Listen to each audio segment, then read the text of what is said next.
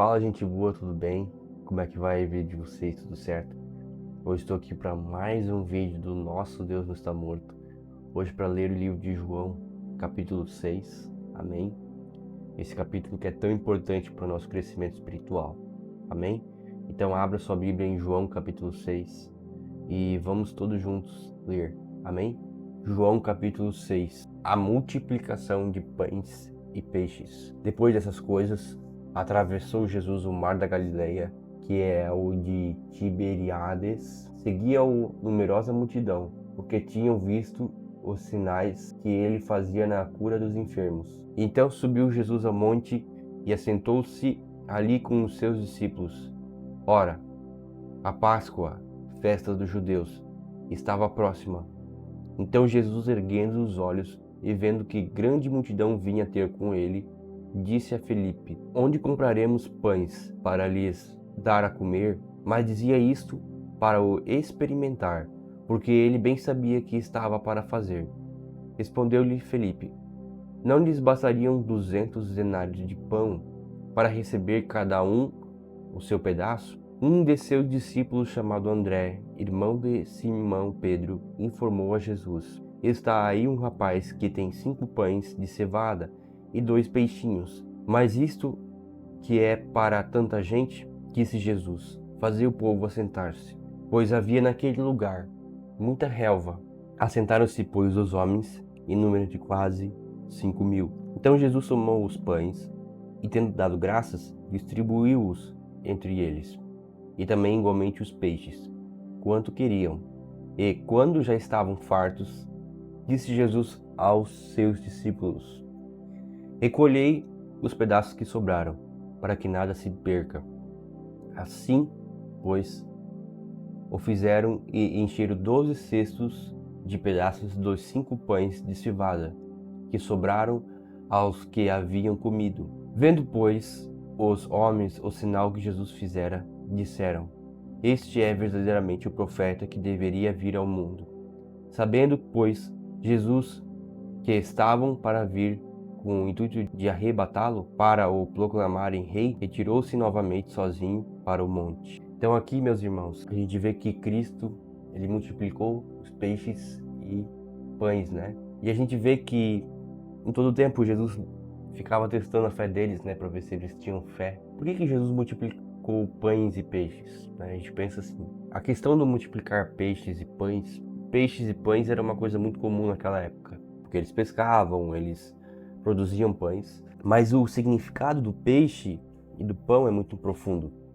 O pão, a gente sabe que o significado do pão é Jesus, entendeu? O significado do pão é Cristo. E o peixe também tem um significado.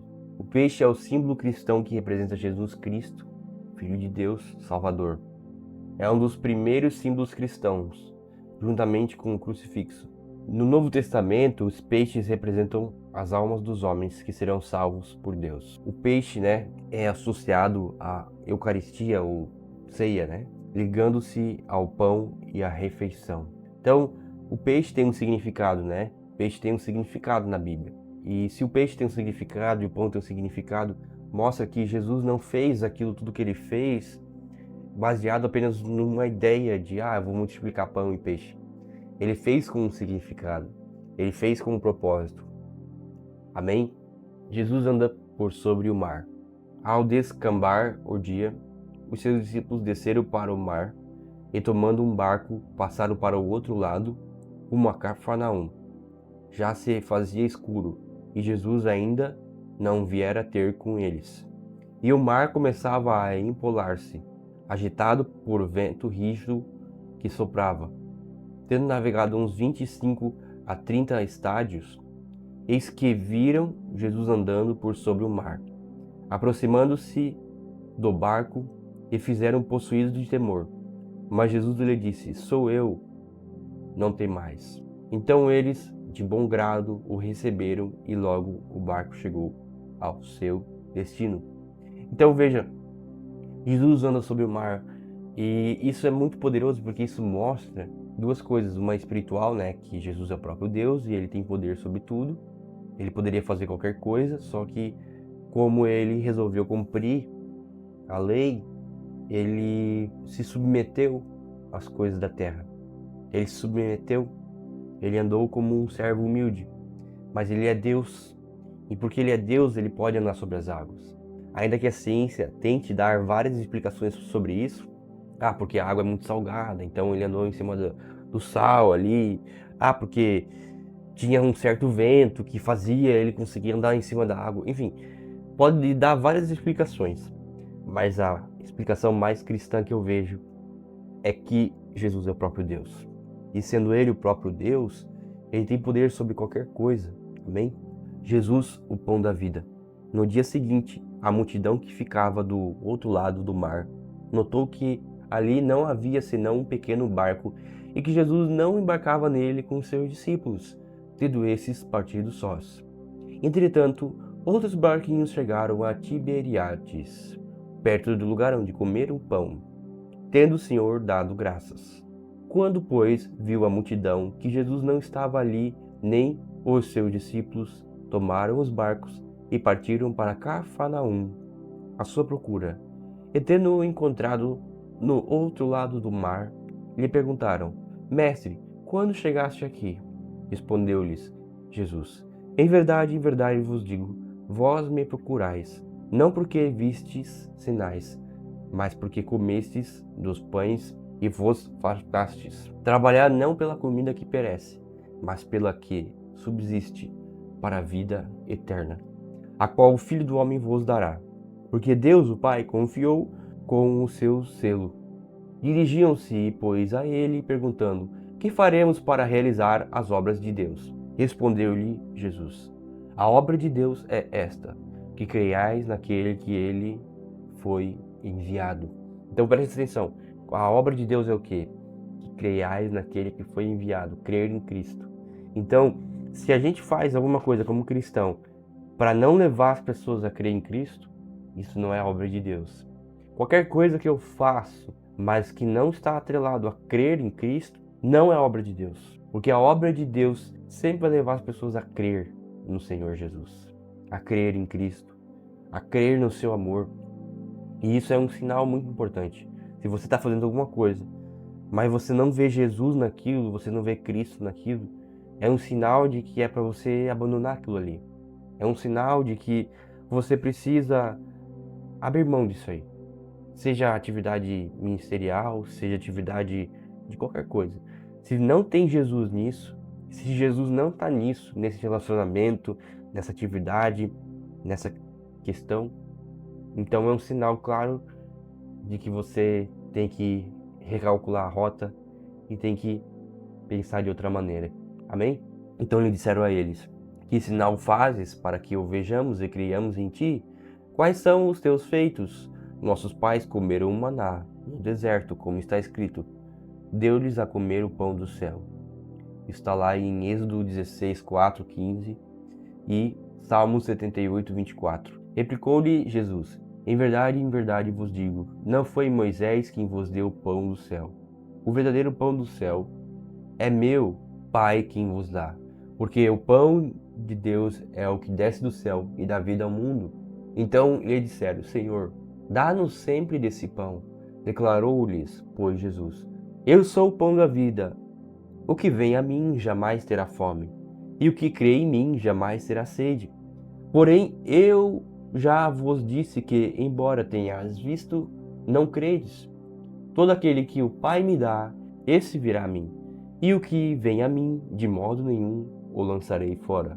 Porque eu desci do céu, não para fazer a minha própria vontade, e sim a vontade daquele que me enviou. E a vontade de quem me enviou é esta: que nenhum eu perca de todos os que me deu. Pelo contrário, eu ressuscitarei no último dia.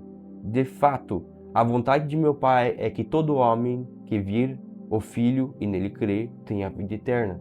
E eu ressuscitarei no último dia. Então a vontade de Deus é salvação de todas as pessoas. A vontade de Deus é que creiamos em Cristo e que haja salvação. E que Deus ressuscite essas pessoas no último dia. Ou seja, que essas pessoas recebam um novo corpo glorificado com Cristo. e estejam com ele. Amém? Então, meus irmãos, qualquer coisa que foge disso, a vontade de Deus é salvação, redenção, que crer em Jesus Cristo. Então, qualquer obra de Deus que não tem salvação, que não tem crença em Jesus Cristo e que não fazem e não é feito as coisas para esse propósito, não é obra de Deus, mas pode ser até uma distração para a gente não viver o propósito de Deus. Uau! A murmuração dos judeus. Murmuravam, pois, dele os judeus, porque dissera: eu sou o pão que desceu do céu. E diziam: não é este Jesus, o filho de José?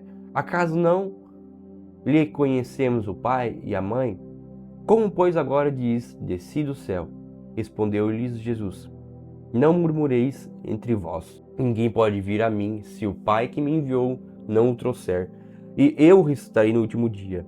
Está escrito nos profetas: e serão todos ensinados por Deus, como está lá em Isaías 54, versículo 13. Portanto, todo aquele que da parte do Pai tem ouvido e aprendido, esse vem a mim. Não que alguém tenha visto o Pai, salvo aquele que vem de Deus. Este o tem visto. Em verdade vos digo: quem crê em mim tem a vida eterna. Eu sou o pão da vida. Vossos pais comeram maná no deserto e morreram. Este é o pão que desce do céu, para que todo que dele comer não pereça. Eu sou o pão vivo que desceu do céu. Se alguém dele comer, viverá eternamente. E o pão que eu darei pela vida do mundo é a minha carne. Disputavam, pois, os judeus entre si, dizendo: como pode este dar-nos a comer a sua própria carne? Respondeu-lhes Jesus: em verdade vos digo, se não comerdes a carne do Filho do Homem e não beberes o seu sangue, não tendes vida em vós mesmos. Quem comer a minha carne e beber o meu sangue tem a vida eterna, e eu o ressuscitarei no último dia. Pois a minha carne é a verdadeira comida, e o meu sangue é a verdadeira bebida. Quem comer a minha carne e beber o meu sangue permanece em mim e eu nele. Assim como o Pai que vive me enviou, e igualmente eu vivo pelo Pai, também quem de mim se alimenta por mim viverá. Este é o pão que desceu do céu, e nada semelhante àquele que vossos pais comeram e contudo morreram. Quem comer este pão viverá eternamente. Essas coisas disse Jesus quando ensinava na sinagoga de Cafarnaum. Então Jesus é o pão vivo que desceu do céu. Na antiga aliança, Moisés, ali no tempo ali, os milagres aconteceram, né? E o pão caiu do céu, as pessoas comeram pão, maná, e eram alimentadas por aquele maná. Mas agora em Cristo, o nosso pão vivo que desce do céu é o próprio Cristo, é o próprio Jesus. Ele é o pão vivo que desceu do céu. Ele é o pão vivo.